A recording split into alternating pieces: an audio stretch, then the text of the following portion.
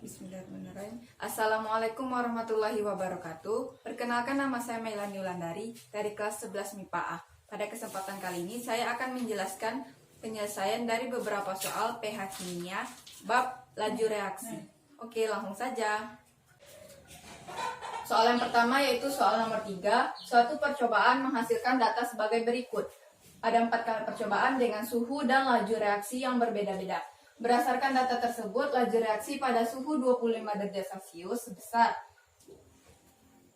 Nah, kalau soal yang seperti ini, rumus yang kita gunakan adalah V2 sama dengan V1 dikali delta V pangkat T2 dikurang T1 per delta T. Langkah selanjutnya adalah menuliskan apa saja yang dibutuhkan dalam rumus yang akan mencari laju reaksi. Yang pertama kita membutuhkan V1. V1 sama dengan, nah kita bisa mengambilnya dari percobaan pertama yaitu sebesar 0,02. Yang kedua kita butuh delta V sama dengan, kita bisa mengambil dari percobaan pertama dan kedua yaitu 0,08 per 0,02 sama dengan 4. Kenapa dibagi 0,08 dibagi 0,2? Kan biasanya delta itu artinya selisih. Nah, di sini delta V yang dimaksudkan adalah berapa kalinya dari V yang awal. Jadi 0,02 ini dikali berapa supaya menjadi 0,08? Supaya menjadi 0,08 makanya dia dikali 4, atau kan bisa juga kita sebut 0,08 per 0,02 sama dengan 4. Jadi bukan 0,08 dikurang 0,02 ya. Yang ketiga kita membutuhkan T2. T2 nya itu adalah milik V2, yaitu laju reaksi yang sedang kita cari. Berarti suhunya adalah suhu yang ini ya kan, karena T itu artinya suhu. Jadi suhu yang digunakan adalah 25 derajat Celcius. T1. Kemudian T1 adalah suhunya milik percobaan yang pertama yaitu sebesar 15 derajat Celcius. Nah, kemudian delta T sama dengan, nah kalau delta T baru artinya selisih atau pengurangannya, hasil pengurangannya, yaitu kita ambil dari tadi, karena sudah mengambil dari percobaan pertama dan kedua, maka delta T juga kita ambil dari percobaan pertama dan kedua, yaitu 35 derajat dikurang 15 derajat sama dengan 20 derajat Celcius. Nah, karena sudah lengkap yang akan kita butuhkan, langsung masuk ke rumus. V2 sama dengan V1 dikali delta V pangkat T2 dikurang T1 per delta T. V1 nya 0,02 dikali delta V nya 4,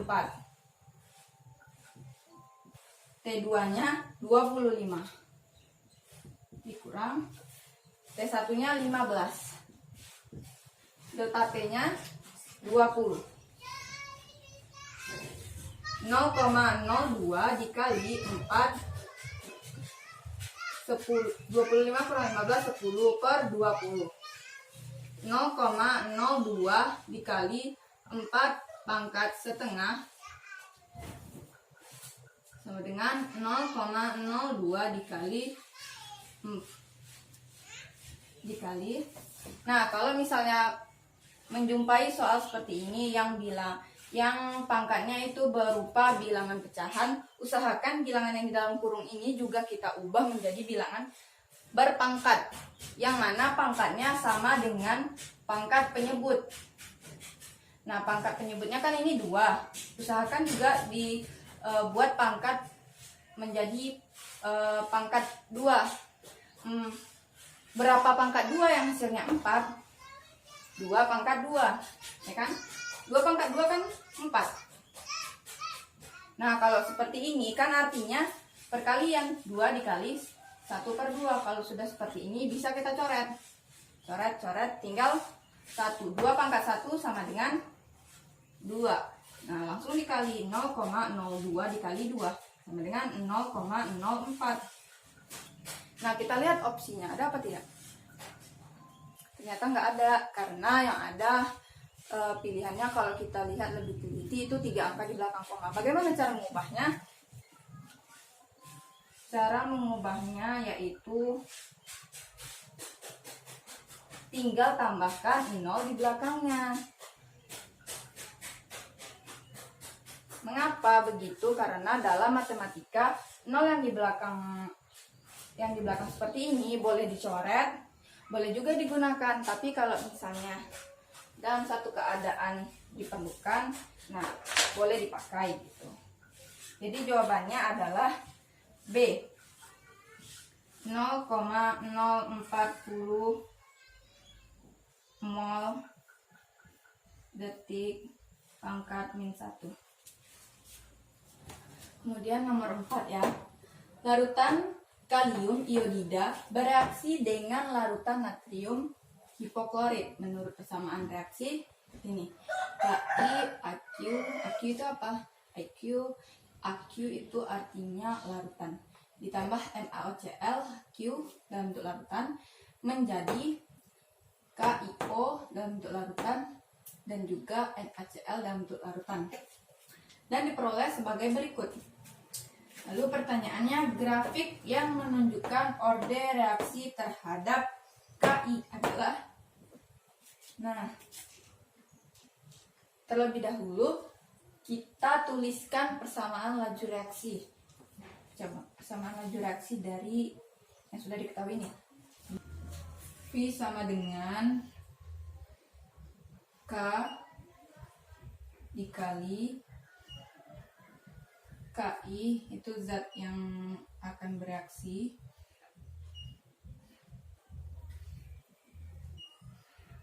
pangkat M dikali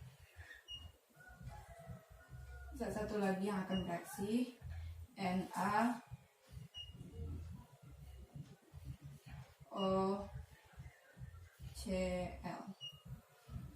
pangkat N.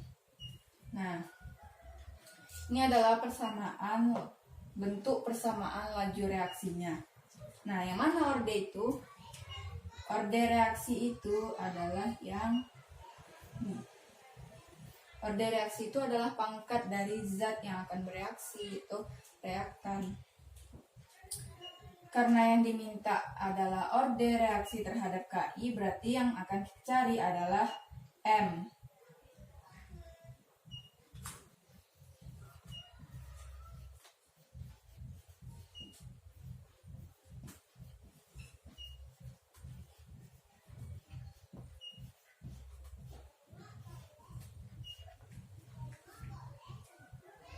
Caranya itu dengan cara kita lihat NaOCl atau lawannya yang sama. Kita ambil aja yang 1 dan 2 ya, supaya mudah. Lalu kita lihat kirinya dan kanannya. Nah, Ki itu kita tulis X per 2X. Nah, jangan lupa tuliskan pangkatnya atau ordenya. M, pangkat M, karena kan yang kita cari pangkat dari Ki itu atau orde reaksi dari Ki. Lalu kita lihat waktu reaksi 36 dan 18. Apakah ditulis 36 per 18? Jawabannya salah. Yang benar adalah 18 per 36. Kenapa gitu? Kenapa dibalik? Ingat lagi, di sini yang diketahui adalah waktu reaksi, bukan laju reaksi. Waktu reaksi itu berbanding terbalik dengan laju reaksi. Makanya ini jadi kita balik 18 per 36. Tapi kalau misalnya di sini yang diketahui adalah laju reaksi atau V, baru tidak usah dibalik, langsung aja 36 per 18. Oke? Karena waktu reaksi makanya dibalik. 18 per 36. Sambung di sini ya. Nah, kalau ini kan jadinya coret-coret, tinggal 1/2. 1/2 pangkat M. 18 sama 36 sama dengan 1/2. Nah, kalau udah kayak gini, setengah pangkat berapa yang hasilnya setengah? Tentu saja jawabannya 1. Setengah pangkat 1 kan setengah hasilnya. Nah, M sama dengan 1. Pada grafik orde reaksi 1, perubahan konsentrasi zat sama dengan pertambahan laju reaksi. Jadi kalau misalnya perubahan konsentrasi zat KI-nya 1 kali, maka pertambahan laju reaksi juga 1 kalinya. Nah, jadinya seperti ini. Maaf karena nggak pakai penggaris, jadinya kurang lurus. Nah, kalau misalnya perubahan konsentrasi KI menjadi 2 kalinya, maka pertambahan laju reaksi juga 2 kalinya.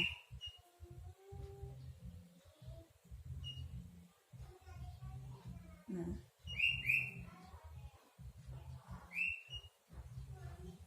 atau bisa juga disebut perubahan konsentrasi zat berbanding lurus dengan pertambahan laju reaksi. Jadi jawabannya adalah B. A. Selanjutnya itu nomor 8. Ini soalnya percobaan penentuan laju reaksi 2 ICl dalam bentuk larutan ditambah H2 dalam bentuk gas menghasilkan I2 dalam bentuk gas ditambah HCl dalam bentuk larutan. Memberikan data sebagai berikut. Yang ditanyakan, persamaan laju reaksi dan tetapan laju-lajunya berturut-turut adalah. Ada beberapa langkah untuk menjawabnya. Yang pertama, menentukan orde reaksi dari ICl.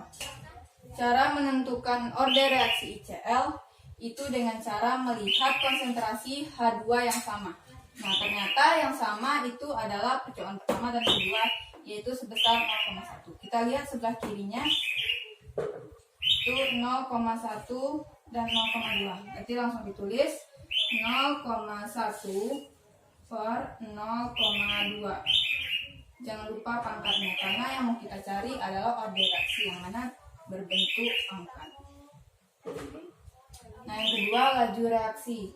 Berarti 1,5 dikali 10 pangkat negatif 3 per 3,0 dikali 10 pangkat negatif 3.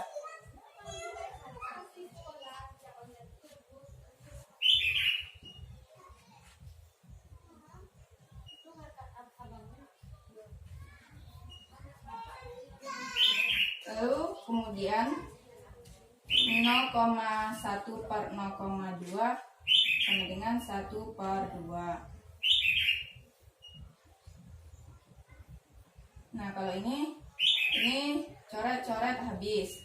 1,5 dibagi 3,0 sama dengan 1/2. Jadi setengah pangkat berapa yang hasilnya setengah, yaitu 1. Berarti M sama dengan 1. Nah, sudah dapat orde reaksi dari ICl. Yang kedua, langkahnya adalah mencari orde reaksi H2. Langkah yang kedua, sama seperti mencari orde reaksi ICl tadi, kita lihat ICl yang sama, yaitu percobaan pertama dan ketiga, yaitu sebesar 0,1.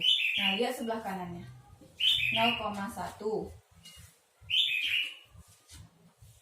per percobaan ketiga 0,05 sama dengan, oh ya, jangan lupa pangkatnya, karena orde reaksi adalah pangkat dari zat yang akan bereaksi. Lalu 1,5 dikali 10 pangkat negatif 3 per 7,5 dikali 10 pangkat negatif 4. 0,1 dibagi 0,05 sama dengan 2 pangkat N. Nah, pangkat 10 ini supaya mudah kita ubah menjadi sama-sama berpangkat negatif 4. Jadinya 15 dikali 10 pangkat negatif 4 per 7,5 dikali 10 pangkat negatif 4. Nah, kalau sudah sama pangkatnya bisa kita coret.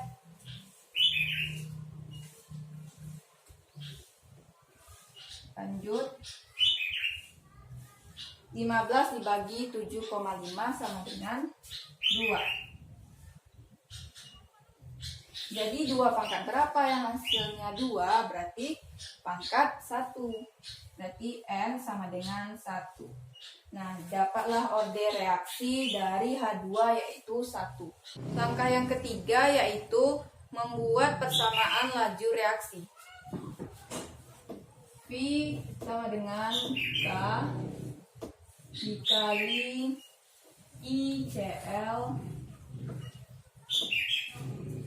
pangkat M dikali H2 pangkat N.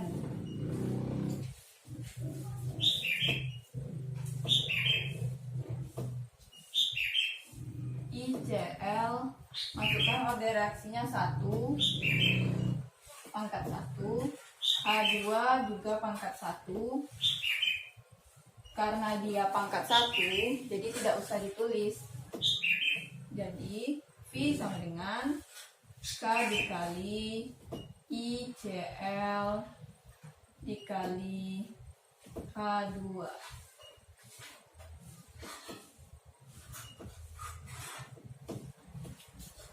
Nah, sudah dapat persamaan laju reaksinya. Langkah yang keempat yaitu mencari tetapan laju reaksi. Nah, dalam rumusnya tetapan laju reaksi itu yang mana? Nah, tetapan laju reaksi itu adalah K. Jadi di sini kita akan mencari nilai K.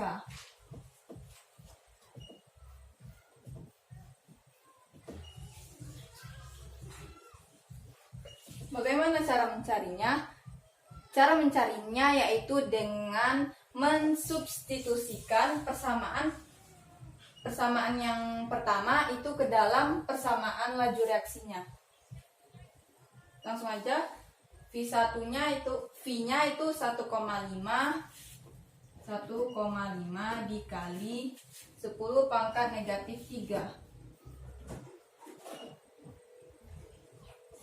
sama dengan K.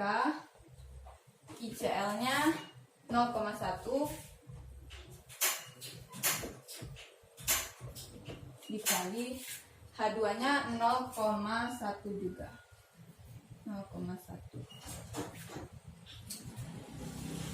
Lalu 1,5 dikali 10 pangkat negatif 3 sama dengan 0,1 dikali 0,1 sama dengan 10 pangkat negatif 2. Kenapa tidak dalam bentuk desimal, malah dalam bentuk berpangkat? Supaya memudahkannya untuk membaginya, karena sesama berpangkat nanti akan mudah disyarat. Nah, jadi K sama dengan 1,5 dikali 10 pangkat negatif 3 per 10 pangkat negatif. Karena 10 pangkat negatif 2 pindahkan ke ruas sebelahnya atau menyeberang sama dengan, makanya dari perkalian berubah menjadi pembagian. Nah, K sama dengan, kalau sudah seperti ini bisa kita artikan, karena ini sudah sama-sama pangkat 10 pangkat, maka artinya 10 pangkat negatif 3 dikurang 2. Berarti sama dengan 10 pangkat negatif 3 ditambah 2 sama dengan 10 pangkat negatif 1. Jadi 1,5 dikali 10 pangkat negatif 1. Jadi jawabannya adalah D. Karena V itu sama dengan R.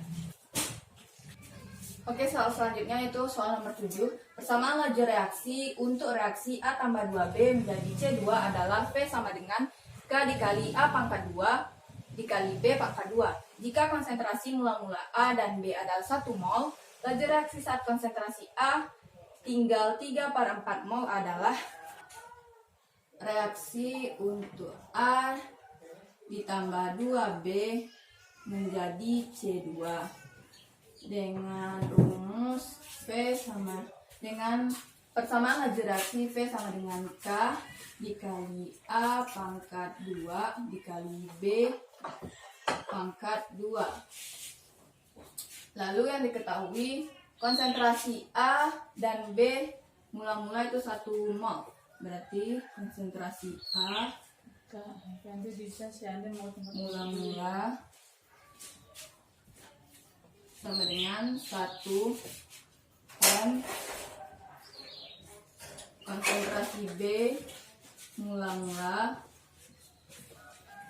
sama dengan 1 mol.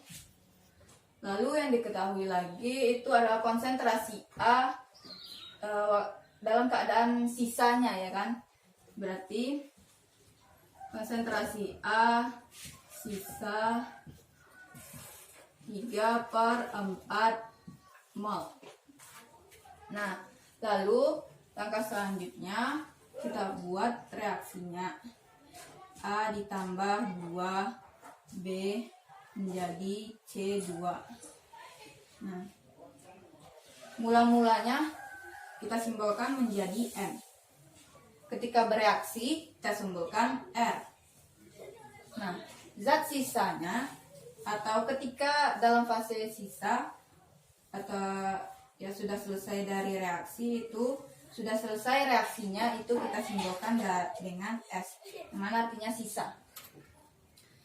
Mula-mulanya konsentrasi A 1, konsentrasi B juga 1, dan belum terciptanya produk, ya kan? Karena masih mula-mula. Lalu ketika reaksi belum diketahui. Yang diketahui adalah konsentrasi A ketika sisa, yaitu dalam keadaan tersisa atau sudah selesai reaksi, yaitu sebesar 3/4 mol. Nah, bagaimana cara mencari yang konsentrasi reaksi? Konsentrasi A ketika bereaksi itu caranya adalah dikurang 1 dikurang 3/4 sama dengan 4/4 dikurang 3/4 sama dengan 1/4. Jadi konsentrasi A ketika bereaksi adalah sebesar 1/4. Nah, bagaimana cara mencari yang B-nya? Nah, kita perhatikan kalau A itu kan tidak ada konstantanya, sedangkan B itu punya konstanta itu sebesar 2. Berarti waktu dia masih mula-mula kan sama besar nih. Berarti konsentrasinya B itu adalah 2 kalinya A, karena dia memiliki konstanta sebesar 2, yaitu berarti 1/4 dikali 2 sama dengan 2/4. Disederhanakan berarti 1/2. Dapatlah 1/2. Nah, bagaimana mencari konsentrasinya ketika sudah selesai bereaksi atau sisanya? Nah, kita kurang ya. Jadi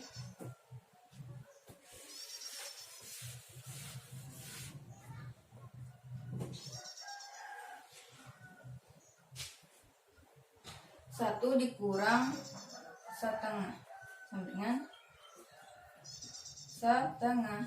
Jadi hasilnya setengah. Nah, kalau yang C2 nya ya sama dengan A karena dia nggak punya konstanta juga kan, berarti 1/4. Nah ini karena nggak ada langsung aja turun 1/4. Nah kalau sudah seperti ini masuk ke persamaan laju reaksi, yaitu V sama dengan K dikali A pangkat 2 dikali B pangkat 2. Lalu kita substitusikan konsentrasi A dan B. Yang mana yang digunakan? Yang digunakan adalah ketika dia sedang bereaksi. Nah, jadi konsentrasi A-nya sama dengan 1/4. 1/4 kuadrat. Yang B-nya 1/2. 1/2 ya, 1/2 kuadrat. K dikali 1 kuadrat 1, 4 kuadrat 16, 1 kuadrat 1, 2 kuadrat 4. Jadi sama dengan 16 kali 4, 64. 1 kali 1, 1. Jadi 1/64K. Pilihannya adalah E. Jadi jawabannya E, 1/64K mol second pangkat 1. Nomor 20, Tommy melakukan percobaan faktor-faktor yang memengaruhi laju reaksi dengan mereaksikan 50 ml larutan HNO3 dan 4 gram CaCO3 sebagai berikut. Percobaan pertama, kedua, ketiga, dan keempat. Tommy menginginkan kondisi percobaannya sebagai berikut. Yang A, variabel bebas, konsentrasi larutan HNO3. Variabel tetap, luas permukaan, dan suhu. Variabel terikat, laju reaksi. Nah, variabel bebas itu apa? Variabel bebas adalah variabel yang sengaja diubah-ubah. Nah, kan berarti variabel yang memang harus diubah berarti kan? Ya, yang dimintanya yaitu konsentrasi larutan HNO3 yang diubah. Berarti konsentrasi larutan kan satuannya itu M. Nah, kita lihat percobaan pertama dan kedua. Dari 0,5 mol menjadi 0,5 mol, berarti nggak berubah, ya kan? Berarti percobaan pertama dan kedua tidak memungkinkan. Nah, kita lihat percobaan pertama dan ketiga. Dari 0,5 mol menjadi 1 mol. Berubah bukan? Berarti ada kemungkinannya. Nah, kita lihat lagi 0,5 mol sama yang percobaan keempat 0,8 mol. Berarti ada kemungkinan. Nah, kalau yang percobaan ketiga dan 4 juga ada kemungkinan 1 mol menjadi 0,8 mol. Sama-sama berubah bukan? Berarti ada kemungkinan. Yang kedua, variabel tetap. Variabel tetap artinya variabel yang sengaja dipertahankan atau tidak diubah-ubah. Yaitu permintaannya luas permukaan. Luas permukaan itu contohnya seperti tablet atau serbuk. Nah, tablet itu luas permukaannya lebih kecil dibanding dengan serbuk. Nah, kalau ini kan ini sepertinya tablet ya. Kalau yang ini sendok, ini sendok ya. Gambar sendok. Ini serbuk. Nah, itu tablet. Variabel tetap berarti kalau misalnya di percobaan pertamanya dia dalam bentuk tablet, percobaan kedua juga dalam bentuk tablet, ya kan? Karena dia kan tetap tidak berubah. Nah, percobaan pertama dan kedua tadi tidak mungkin. Percobaan pertama dan ketiga dari tablet menjadi tablet berarti memungkinkan. Lalu percobaan pertama dan keempat, nah tidak memungkinkan ternyata karena di sini dia tablet, di sini menjadi serbuk, berarti tidak memungkinkan. Lalu percobaan 2 dan 4, nah memungkinkan ternyata karena sama-sama menggunakan serbuk ya. Nah, kalau 3 dan 4 tidak memungkinkan karena ini dari tablet menjadi serbuk, berarti tidak memungkinkan. Nah, itu baru luas permukaan. Yang kedua yang diminta tetap adalah suhu. Suhunya harus tetap. Nah, berarti itu suhu itu kan T, lambangnya T, 27 derajat. Nah, di sini nampaklah jawabannya, yaitu percobaan pertama dan percobaan ketiga. Kalau dengan yang 4 tentu nggak sama karena di sini dia lain sendiri, suhunya 37 derajat, sedangkan yang lain 27 derajat, ya kan? Berarti jawabannya adalah percobaan pertama dan percobaan ketiga. Itu pilihannya adalah B. Nah, satu lagi penjelasan terakhir, variabel terikat itu artinya adalah variabel yang berubah akibat perubahan variabel bebas. Oke. Baiklah, sekian yang dapat saya sampaikan. Semoga ilmunya bermanfaat. Saya akhiri. Wabillahi taufiq wa hidayah. Assalamualaikum warahmatullahi wabarakatuh.